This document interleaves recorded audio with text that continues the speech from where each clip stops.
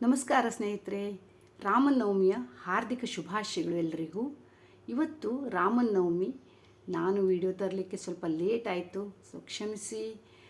ರಾಮನವಮಿಯ ದಿನ ನಾವು ರಾಮನ ಜಪವನ್ನು ಮಾಡ್ತೇವೆ, ರಾಮನ ಶ್ಲೋಕವನ್ನು ಹೇಳ್ತೇವೆ, ರಾಮನ ಪೂಜೆಯನ್ನು ಮಾಡ್ತೇವೆ. ಇವತ್ತು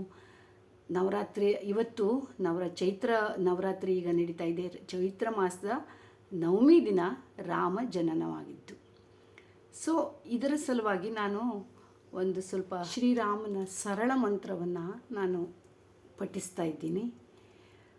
ರಾಮ ಮಂತ್ರ ಅಂದರೆ ಸಕ್ಸಸ್ಸಿಗಾಗಿ ನಾವು ಹೇಳ್ಬೋದು ರಾಮ ಮಂತ್ರವನ್ನು.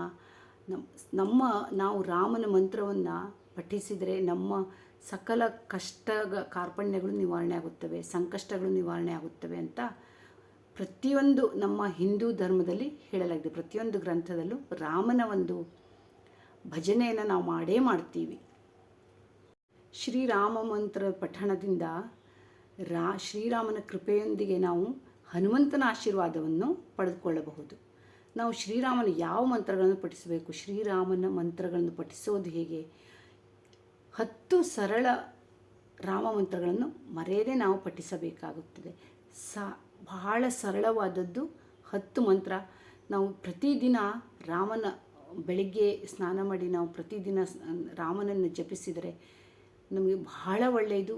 ಎಲ್ಲ ರೋಗ ರುಜಿನಗಳು ಅದರಿಂದ ಗುಣವಾಗುತ್ತದೆ ಅಂತ ಹೇಳ್ತಾರೆ. ರಾಮನ ನಾವು ಎಷ್ಟು ನೆನೆಸ್ತೀವೋ ಅಷ್ಟು ನಮಗೆ ಒಳ್ಳೆಯದು.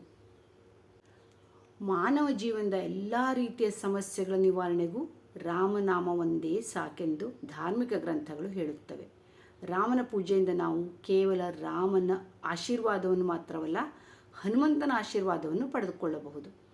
ರಾಮನ ಆಶೀರ್ವಾದವನ್ನು ಪಡೆದುಕೊಳ್ಳಲು ನಾವು ಮಾಡುವ ಕೆಲಸಗಳಲ್ಲಿ ಆ ಥರ ಮಂತ್ರಗಳನ್ನು ಪಠಿಸುವುದು ಪ್ರಯೋಜನಕಾರಿ. ಶ್ರೀರಾಮನ ಈ ಸರಳ ಮಂತ್ರಗಳನ್ನು ಪಠಿಸುವುದರಿಂದ ನಾವು ನಮ್ಮ ಜೀವನದ ಅನೇಕ ದೊಡ್ಡ ಸಮಸ್ಯೆಗಳಿಂದಲೂ ಪರಿಹಾರವನ್ನು ಪಡೆದುಕೊಳ್ಳಬಹುದು. ರಾಮ ಆಶೀರ್ವಾದಕ್ಕಾಗಿ ನಾವು ಈ 10 ಸರಳ ನಾಮ ಮಂತ್ರಗಳನ್ನು ಪಠಿಸೋಣ ಬನ್ನಿ. ಮೊದಲನೇದಾಗಿ ಹೇಳ್ತೀನಿ 10 ಸರಳ ನಾಮ ಮಂತ್ರಗಳು. ಓಂ ಜಾನಕಿ ವಲ್ಲಭಾಯ ಸ್ವಾಹ. ಓಂ ನಮೋ ಭಗವತೆ ರಾಮಚಂದ್ರಾಯ. ಓಂ ರಾಮಾಯ ಧನುಷ್ಪಾಣಯೇ ಸ್ವಾಹ. ಶ್ರೀರಾಮ ಶರಣಂ ಮಮ. ರಾಮಾಯ ನಮಃ. ಓಂ ರಾಮಚಂದ್ರಾಯ ನಮಃ. ಓಂ ರಾಮಭದ್ರಾಯ ನಮಃ. ಶ್ರೀರಾಮ ಜಯ ಜಯ ರಾಮ.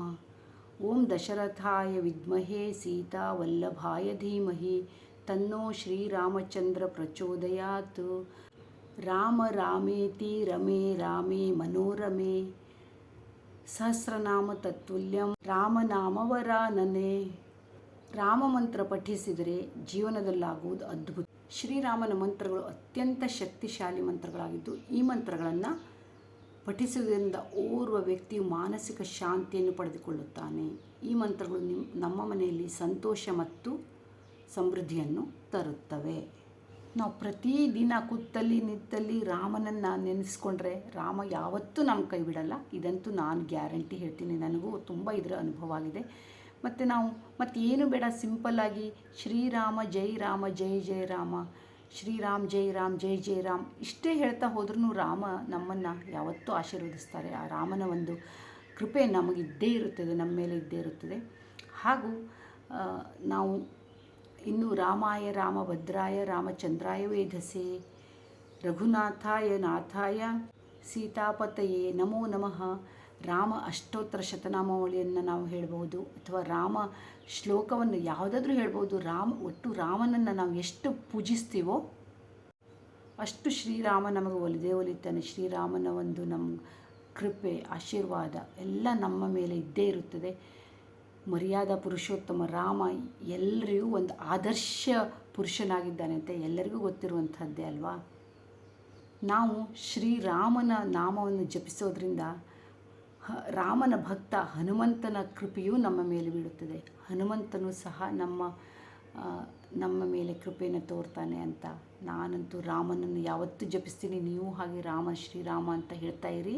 ಇದರಿಂದ ರಾಮನ ಕೃಪೆಗೆ ಒಳಗಾಗಿ. ಧನ್ಯವಾದಗಳು ಸ್ನೇಹಿತರೆ.